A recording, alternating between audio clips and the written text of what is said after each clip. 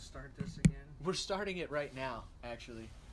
So we were just talking briefly about how we got involved in this forest bathing thing, and I had brought it up to Rusty a little while ago, right? Like, I don't know, probably about a month ago, or I don't know, something. You know, the more I think about it, you've been talking about it for at least a month, and then recently, at least the last 3 weeks, you've been very adamant about learning more and finding out.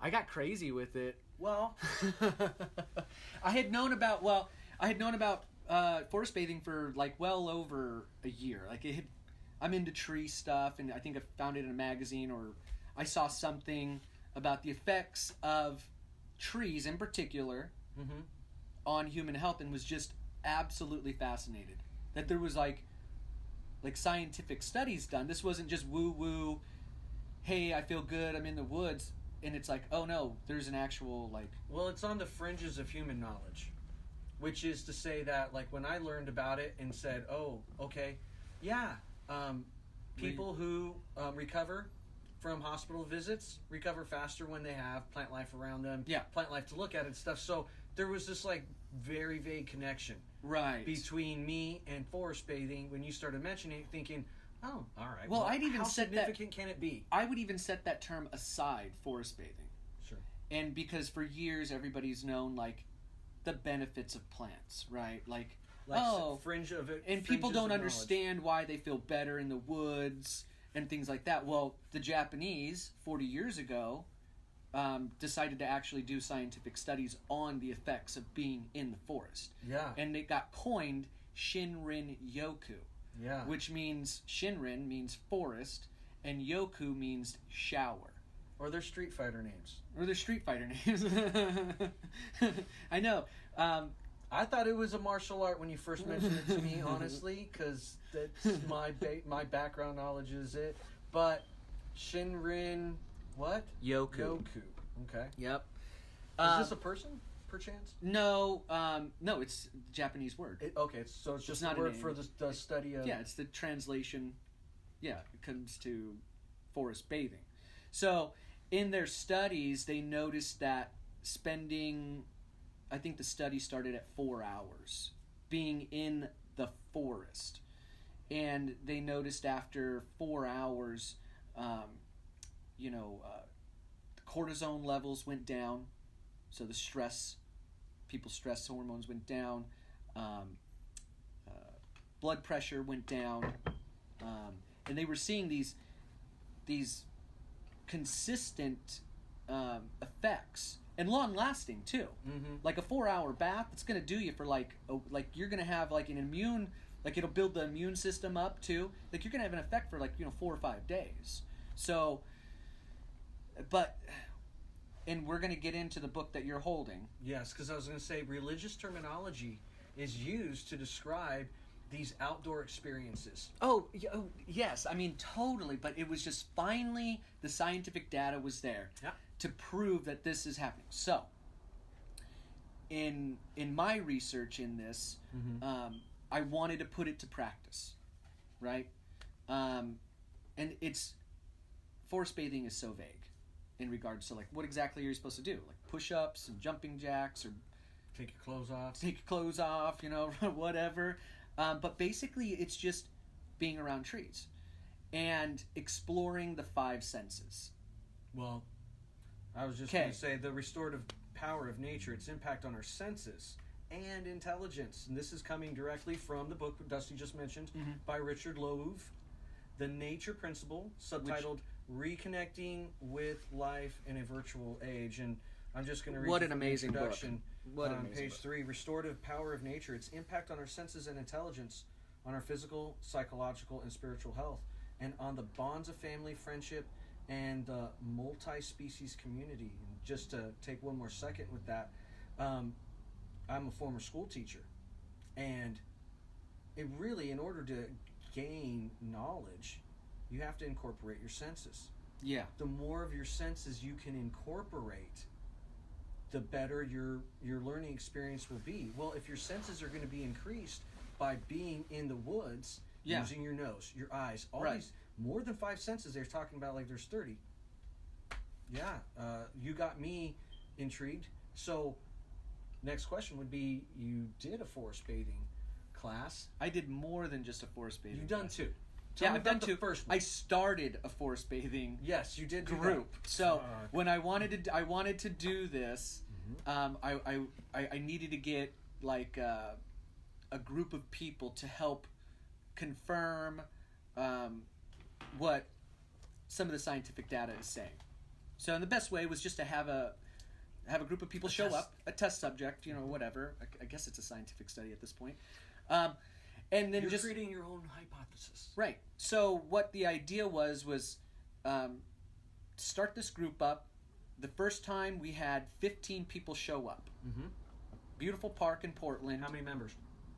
We have 220. Who's we? Meetup.com. Meetup.com, and if somebody had to find you on Meetup.com, they would... Oh, yeah, just look up forest bathing. It's there. Yeah, right. Forest bathing. Just type in forest bathing and meetup, and then you'll find out where we have our forest bathing meetups. And you have 200 members? Mm-hmm. And how long did it take you to get 200 members? Like in no time. Like I got to 200 it was like members. 5 days. It was like 5 days. I was like every day you're incredible. like, we're at 50, we're at 100, we're at 150, we're at 200. And I was like, Jiminy Christmas, there's something to forest bathing. It helped even spur me. Right.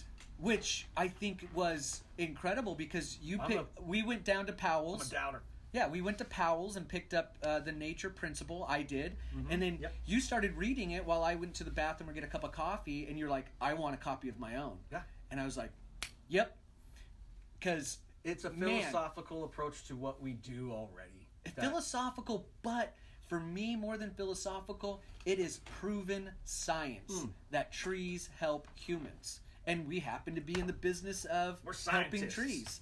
I'm a scientist. I got my master's. Mm-hmm. But anyway, so I start this group up. 15 people show up. And I decided in order to really engage the senses, we would do some breathing exercises and some short meditation. Now, I want to back you up a little bit on the senses. Okay. Did you have anything like in particular in mind when you showed up at, was it Forest Park, right? Yeah, Forest Park. Well, being an arborist, and it sounds so cliche or whatever. I touch trees every day. Right. And I look at trees every day. Right. And I often am smelling soil for, anaerobic soil or, things like that. So I'm engaging my senses every day with trees in mind. Right. So I wanted to do that. So I already had a really good idea of how I was going to engage the group. So we started with, some yoga. And I chose positions. I chose yoga positions that I felt would engage the spine. Because, why the spine? Well,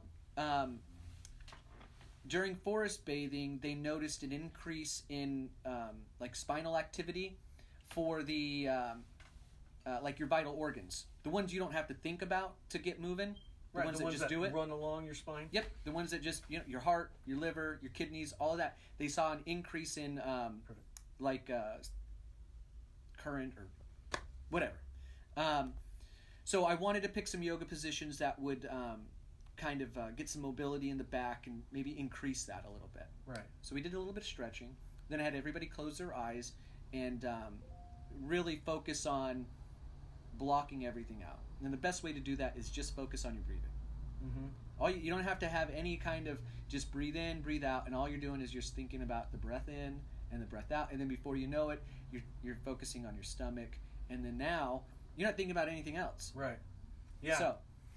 So we do that, and then we start our walk, and I encourage some light conversation, and I'm talking with everybody and kind of finding out what everybody's kind of experience with forest bathing is, and there was one person that knew about it. Everybody else thought it was just a cool idea. Yeah. And then it was like, okay, cool. So now the purpose was, okay, now I guess I'm going to educate the public about this public health benefit, to combat what was the nature deficit disorder. Nature deficit disorder. I thought that was fantastic. Mm-hmm. I mean, man. And they prescribed this in Japan. Right. Well, and so we have like this American version almost. Well, the nature principle seems to be like, hey, so this is part of the science, and they call it vitamin N for nature. You Right. know, but just real quick, the several overlapping concepts that have transformation powers. Yeah. So you start this journey. When you end, you're going to feel differently. Definitely. That's the purpose. So we go through these. We go through the 5 senses, and I start with, I think, sight. You know, and then I ask everybody just to start, you know, paying attention to their surroundings. You know, and then we stop, and then I have everybody close their eyes. We do some breathing, and then I have them reopen their eyes and look again. Okay. And then we walk a little bit further, and then we do that for each sense. So hearing, we'll stop, listen, and then I'm trying to get people to notice the difference, that when they focus on that particular sense, it gets better. And at the very end of it, we use all our senses, one last meditation, and then it's like, oh wow. Then you do a walk all on your own if you want, and then you can really take it in, and when you're done, it's like a real bath. It's like a real bath. Like you just rinsed off all the stress and everything, and it's like, cool, I feel good. I feel like I just took a bath. Okay, well, I'm going to segue this real quick then, because I think you brought me right into yep and nope. Oh, cool. Which is yeah, a this is our feature. second yep and nope. It's actually kind of short one. Okay. Answer as quickly or as slowly as possible that you need, okay? Yeah, so, this will be easy. But you can only say yep, and you can only say nope. Sure. So these are statements. You either confirm it or deny it. Here we go. You get naked. Nope. Bathing suggests cleaning. Yep. Being physically fit is a requirement. Nope. More than 5 senses are engaged. Yep. Talking is not permitted. Nope. Okay. So it was real quick yep and nope. Is there any of those you want to go the last back one? Talking through? was not permitted. Talking is not permitted.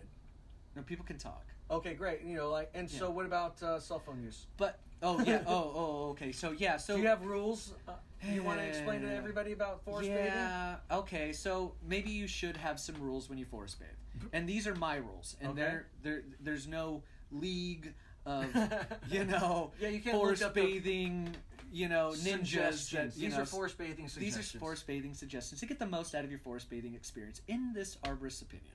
So here they are. Electronics, none. You may want to take a photo. Don't do it. You may want to check a text. Don't do it. You may want to see where you're at on the trail. Don't do it. Really? You don't want... Like on our meetup group, there's like an area you can have pictures, and other meetups have pictures of their groups having fun. This is not time for it. This is not time for it. Like we all get together, and then it's time to focus. And when you're done, even having it on your person is a distraction, right? Is a distraction. I think at some point, because people like myself, I'm a business owner, so time is a thing. You took your shoes off.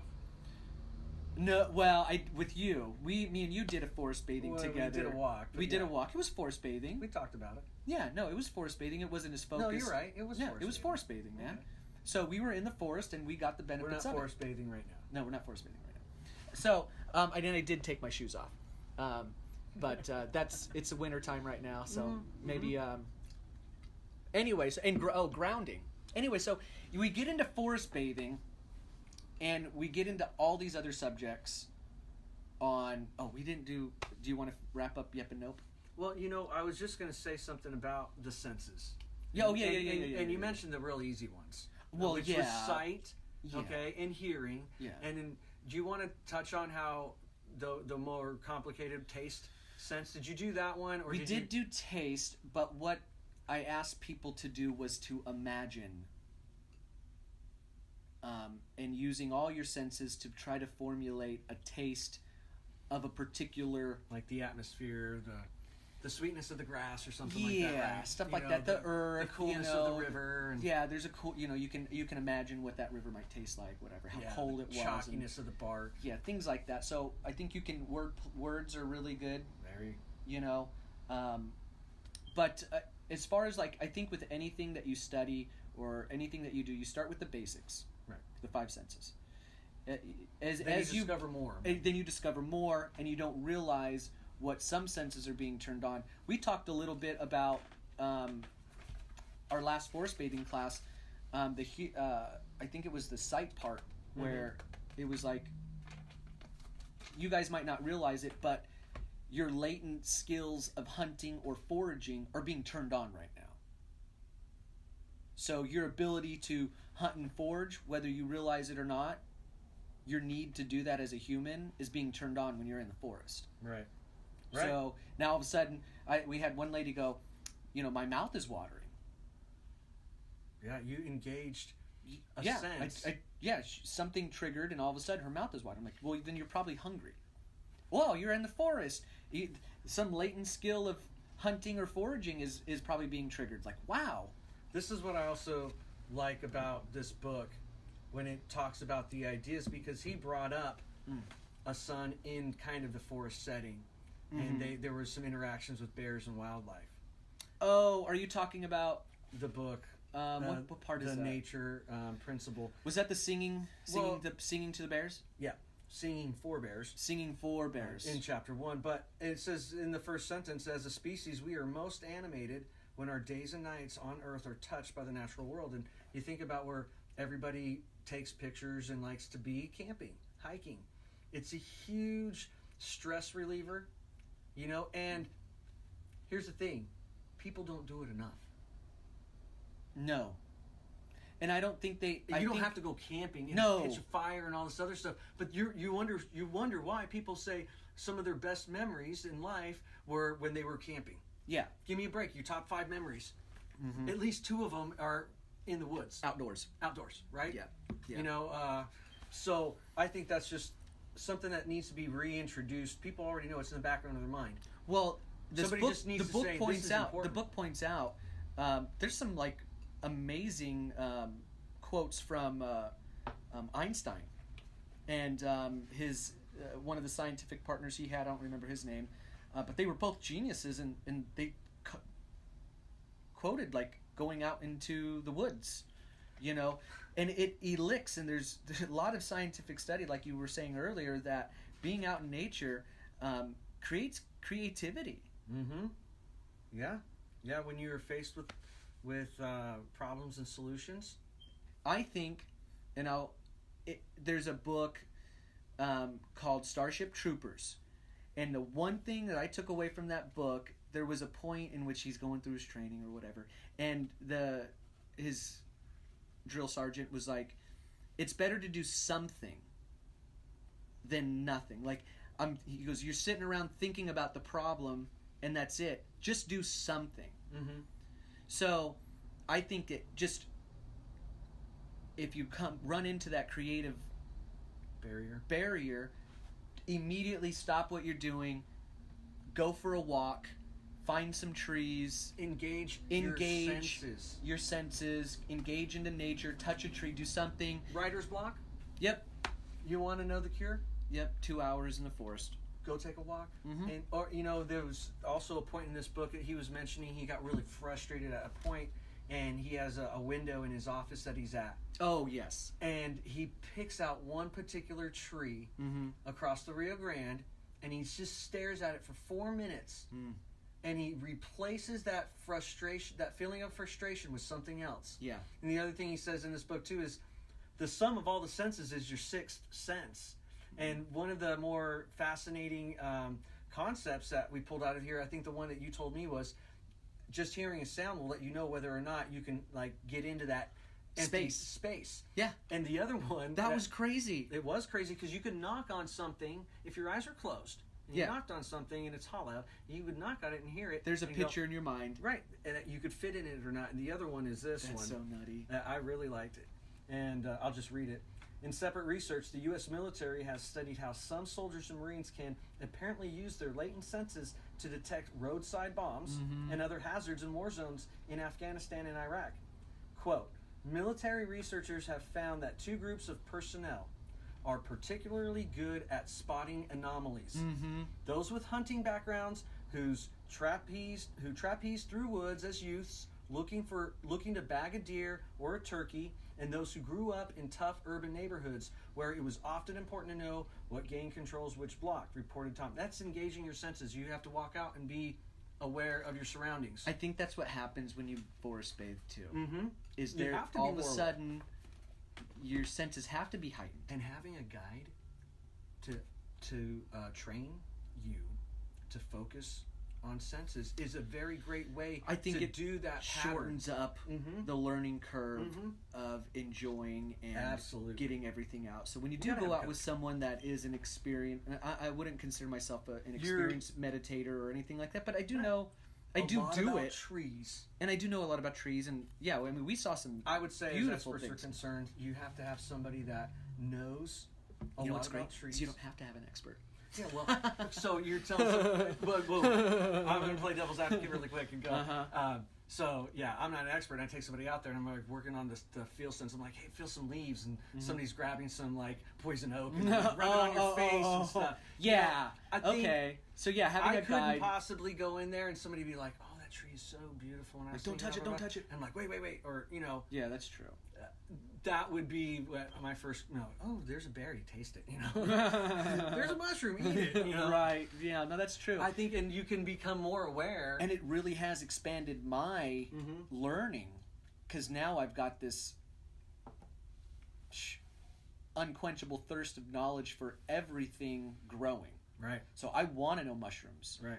So when we do go on walks, I do want to be able to point things out. I do want to know a deeper knowledge of, and it's been a wonderful experience. Doing this forest bathing, we do it every Saturday at 10 o'clock at a park in Portland. I usually pick it out. And the easiest way, if somebody has no idea how to get to you on Sunday at 10 a.m., would be to what? Oh, it's an app. So meetup.com. Okay. Sign up. It's and there's hundreds of meetups. And they would type in for like a word search. Well, what's nice about Meetup is it shows you on the front page all the upcoming meetups within the week. Oh, perfect. And yours you would click be listed? in. Well, you fill out like a questionnaire. Like, so you type in there's selections of what you might be interested in. Right. Business, nature, parks, blah blah blah blah blah. Uh-huh. And then it'll bring up all of those groups right that have those similar interests in their groups. Anyway, so forest bathing, you could probably type in their search bar forest bathing. We'll come up. We're the only one in town. Speaking of which, we have another sort of meetup coming up. Yes, we do. In short notice, we got to get this out. And we are going to be at Training Day, and the address is 4225 Southeast 82nd Avenue. It's right between a Korean karaoke bar, Nice, and a Taekwondo studio for after-school students. nice. Absolutely. And so it's a training facility in which Megan Urson is the owner-operator of, and it's all about health and human performance. And I think what we're going to be talking about that evening, Adding from 4 to 6, the nature dynamic to it. adding the nature dynamic to it too. I mean, when they talk about lumbering through forests, give me a break. Remember what we were doing? Oh. We were lumbering through deserts. And you know what's interesting? we could probably talk about this for hours. Oh, so and I let do me wanna finish wrap this it up. Okay, It will wrap be up. Saturday, this Saturday, okay? And it'll be from 4 to 6 at Training Day. But Okay. Real quick, Go ahead. What was interesting, you were talking about traipsing through forest. We didn't grow up in a forest. We grew up in a desert. However, I still think that the same benefits, oh, absolutely.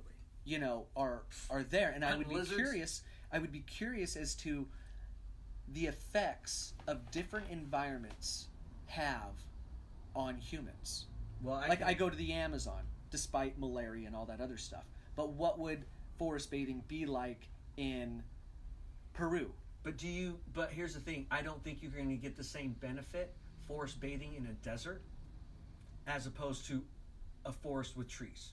And I will give that my own insight because I came from living in Nevada and in a desert for the last 15 years, and my outlook and energy and feeling has improved dramatically since moving into the Pacific Northwest. Well, I'd love to hear people's thoughts. Yeah, no, I'm writing a journal about it because I think it has really opened my mind to contact us, email us, and tell us what you think about forest bathing. Well, and tell us what you think about your trees. Yeah, tell us about it, of course, yeah. You know, you've got trees, do they make you feel bad when you look at them? Because they are part of your life, and if you live really close to them, they're part of your overall health. I tell you what, when we they can make you feel better if they look great. Yeah, I know. When we go into a property and we prune out the dead and clean the trees up and make them look nice, man, yeah. There's a beneficial health. It's like vacuuming. It's like vacuuming. It's like a lot better than vacuuming. All right, I think we're done here. I do too. I think we're done. Okay. Great podcast. Fantastic. Yeah, wonderful. Again, forest bathing, check us out. Training Day, check us out. TillisTree.com, check us out. And look forward to meeting you. Yep. Have a great day.